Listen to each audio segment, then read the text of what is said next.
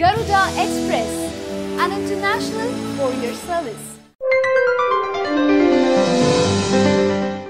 అభిమానులతో భేటీ నేపథ్యంలో తాను రాజకీయాల్లోకి వస్తానని వస్తున్న ఊహాగానాలకు సూపర్ స్టార్ రజనీకాంత్ తెరదించారు. తాను రాజకీయాల్లోకి వచ్చే ప్రసక్తే లేదని స్పష్టం చేశారు. ఏప్రిల్ 2న సమావేశాన్ని అభిమానులే ఏర్పాటు చేసుకున్నారు. ఆ రోజు వారిని కలుసుకోవాల్సి ఉన్నా వీలు పడలేదు. ఏప్రిల్ 11 నుంచి 16 వరకు తప్పకుండా వారిని కలుసుకుంటాను. నాతో ఫోటో తీసుకోవాలని చాలా ఏళ్లుగా అభిమానులు సరదా పడుతున్నారు. అందుకే ఈ సమావేశం. అంతకు మించి ఎటువంటి రాజకీయ ఆలోచన లేదు. అందరూ ఊహిస్తున్నట్లు ఎటువంటి సంచలన ప్రకటన ఉండబోదని రజనీకాంత్ తేల్చి చెప్పారు. కాగా రజనీకాంత్ ఇంట్లో మలేషియా ప్రధాని మహమ్మద్ నజీబ్ బిన్ అబ్దుల్ రజాక్ సందడి చేశారు. చెన్నై పర్యటనకు వచ్చిన రజాక్ పోయస్ గార్డెన్లోని రజనీకాంత్ ఇంటికి వెళ్లారు.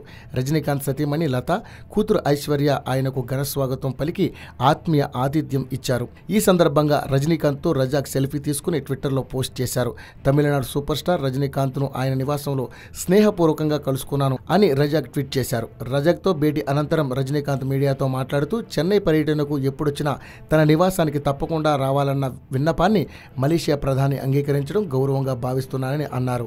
మలేషియాలో కబాలి సినిమా చిత్రీకరణ జరుగుతున్నప్పుడు 2 నెలలు ఆయన గొప్ప ఆతిథ్యం ఇచ్చారని చెప్పారు. బాలీవుడ్ బాద్షా షారుఖ్ ఖాన్ స్థానంలో మలేషియా పర్యటన ప్రచారకర్తగా తాను బాధ్యతలు చేపట్టనున్నారన్న వార్తలను రజనీకాంత్ ఖండించారు. హాయ్ యోయో వ్యూవర్స్, సబ్స్క్రైబ్ చేసేటప్పుడు అక్కడ ఉండే గంట సింబల్ను ప్రెస్ చేయడం మర్చిపోవద్దు.